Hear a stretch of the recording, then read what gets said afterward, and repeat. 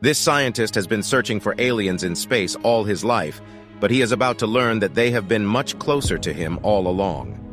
An environmental scientist named Ilana Green is observing a lush green field full of flowers, but she is concerned about it. The reason for her concern becomes evident when it is revealed that this lush green field is in the Arctic, surrounded by ice for 1,000 miles in every direction. It's an environmental anomaly and a dangerous sign. In the USA, a brilliant scientist named Zane Zeminski is working in the Search for Extraterrestrial Intelligence, or SETI, program. He passionately works all night long listening to radio signals coming from stars billions of light years away, while his partner Calvin isn't so happy that he doesn't get to go home due to Zane's obsession. Zane gets a call from his girlfriend Char, who calls him out for not coming home to her most nights and demands that he join her in bed tonight. Zane is about to promise that he is going to come home when a star that he was observing starts emitting a strong radio signal. Zane and Calvin both are shocked by the signal and begin the protocol for confirming it. First, they swing the satellite dish around to see if the signal fades and bring it back to check if it returns. This confirms that the signal is in fact coming from the sky. Phase 2 of their confirmation involves checking if their software is working properly. Finally, Phase 3 involves calling other large satellite dishes in the area to confirm if someone else can detect the signal too. However, before Zane can reach another facility, the signal stops transmitting. The next day, Zane and Calvin arrive at NASA to speak to Phil Gordian, the man in charge of the SETI program. They show Gordian the signal, but he is quick to dismiss it. First, he tries to insinuate that it is a microwave blast from military operations in the region. But when Zane debunks that theory, Gordian says that the star this is coming from is so unstable that there is no way there would be a planet that can support life around it. Zane makes the argument that the star has only been unstable for 50 years, so it is very much possible that some planet around it still has life. This may even be a distress call from the aliens because their star is destabilizing. Gordian then changes the subject and informs Zane that they are facing budget cuts since investors don't want to fund the search for aliens, and consequently, he has to fire Zane. Zane is upset at this, but he is still insistent on discussing the signal. Gordian confesses that it is interesting and promises Zane that he will have people in the signal decoding department look at it. However, right after Zane leaves, Gordian destroys the tape. Zane and Char discuss Zane's obsession with finding extraterrestrial life, and Char says that she's always supported him, but now he needs to start focusing on his problems here on Earth instead of always looking up at the sky.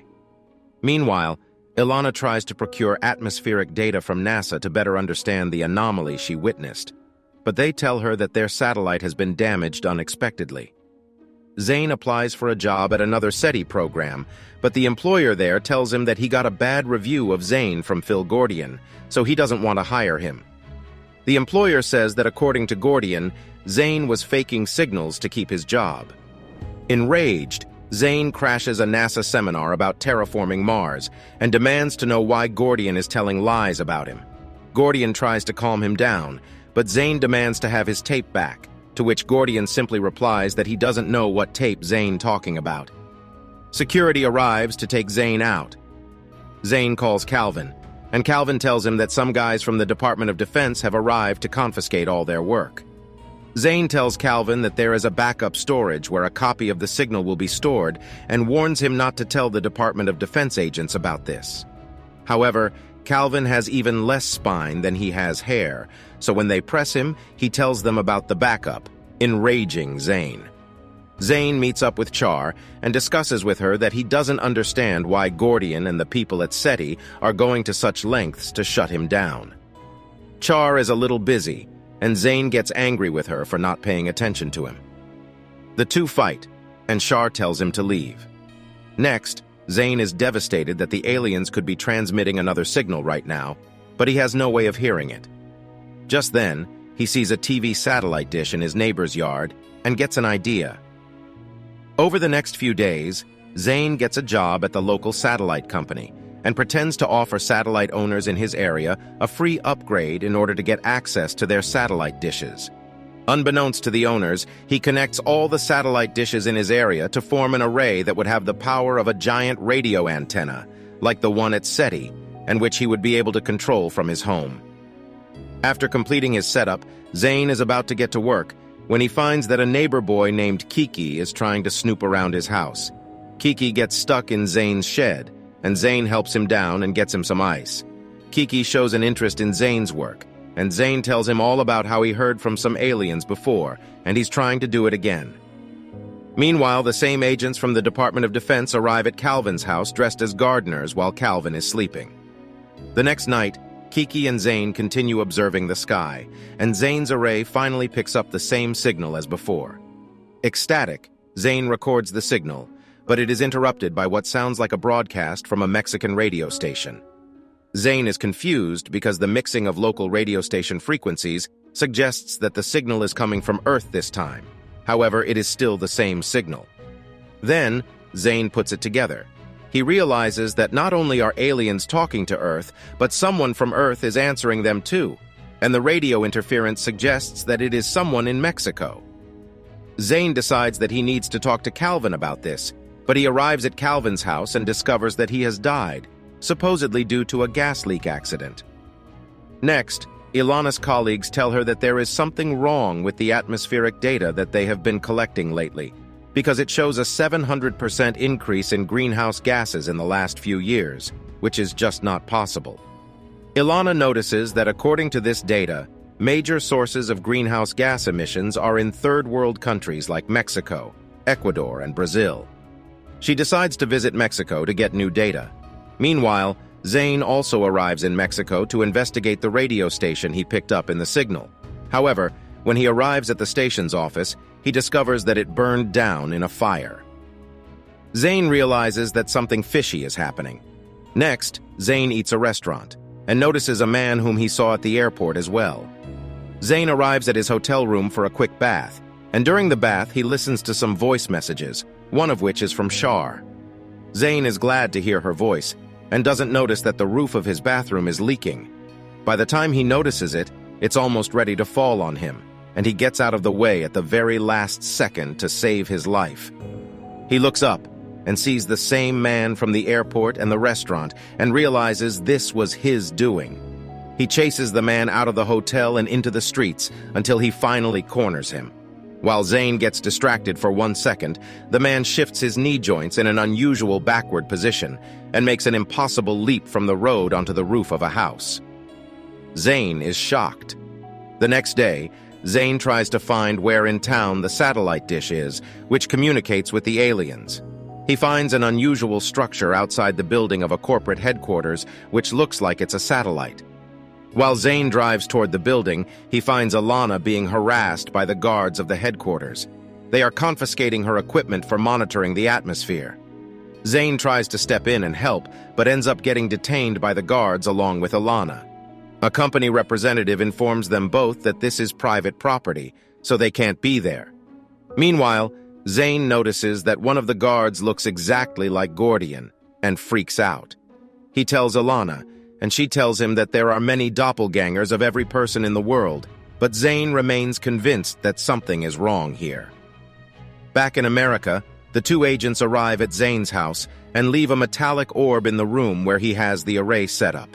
The orb opens up a portal that swallows every single object in the room. Ilana tells Zane about the lush green field she saw in the Arctic and tells him that it is an indication that something way worse than global warming is happening to Earth. Zane remembers the seminar on terraforming that he interrupted at NASA and realizes that perhaps what Ilana is talking about is the same thing, except instead of Mars, it's happening to Earth. Meanwhile, the man from before secretly enters Ilana's hotel room and leaves deadly scorpions there. Ilana offers Zane to plow her at night, but Zane shows self-control and reminds himself that he has a girl back home. He's not a dog. This works out in Zane's favor, as later at night, Ilana discovers the scorpions in her bed a little too late. Meanwhile, Zane calls Char, who is a stockbroker, and asks her about the company Plane Corp, whose building he and Ilana got detained in. Char tells him that Plane Corp has been taking old, out-of-order power plants in third-world countries and revamping them. They have over 20 plants in the works all over the world. Later at night, Zane breaks into the headquarters of Plane Corp by climbing over a fence. For the head office of an intergalactic conspiracy, this place has surprisingly terrible security. Zane sees a giant satellite rise up from under the ground and emit the signal that he picked up. Then, he sees a taxi driver arriving. It's the same driver who's been driving Zane around for a few days. The driver scans his face to gain entry, and it is revealed that he is secretly an alien. Zane sneaks into the main building by hiding in the trunk of the taxi and steals the uniform of one of the workers to blend in. After snooping around for a bit, Zane discovers a secret elevator that takes him to the underground levels of the facility. On his way down, he sees a gigantic machine, which appears to be releasing humongous amounts of greenhouse gases every few seconds. Next, Zane finally sees an actual alien in its natural form operating the machine. The alien steps onto a strange platform and gets disguised into a human woman before Zane's eyes. Zane gets spotted by one of the aliens operating the machine, and the alien sounds the alarm. Several aliens arrive and start looking for Zane. In order to escape undetected, Zane steps onto the same platform that the alien did and gets a disguise of his own. However, on him, the disguise quickly starts wearing off. He makes it back up the elevator and to his car.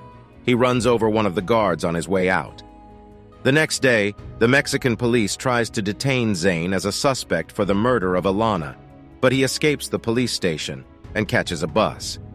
Zane somehow manages to make it back across the border to the United States and confronts Gordian. He tells Gordian that he knows he is one of the aliens. He holds a gun toward Gordian and demands that he reveal the whole truth. Gordian admits that he got rid of Zane because he is a free thinker, and only he would be crazy enough to investigate all this instead of giving up. Zane asks if the aliens are terraforming the planet to make it hotter, because that environment would suit their species, and Gordian replies that they are only speeding up what the humans started with global warming. What humans would have done to the planet in 100 years, they will do in 10. He says that if humans can't take care of their planet, they don't deserve to live on it. Zane reveals that he never had a gun, but he has recorded Gordian saying all this, so now he has proof. Zane goes home and tries to broadcast the video to as many TV stations as he can using his array, but he finds that his setup is gone. He decides that his only hope is to do it using the radio antenna at SETI. Just then, Shar arrives, and Zane tries to explain the situation to her, but she doesn't believe him. However, she expresses her love and support, and says that she won't leave him alone during this time. They decide to drive to the radio antenna, and Kiki tags along. At the SETI facility, Zane is about to broadcast the video when he discovers that the connection between the station and the radio antenna has been cut by the two agents. They can no longer control the dish from here. Zane gets suspicious of Shar, thinking that she has been an alien all along, because she always gently tried to get him to give up his SETI career. He figures that she's the one who informed the agents.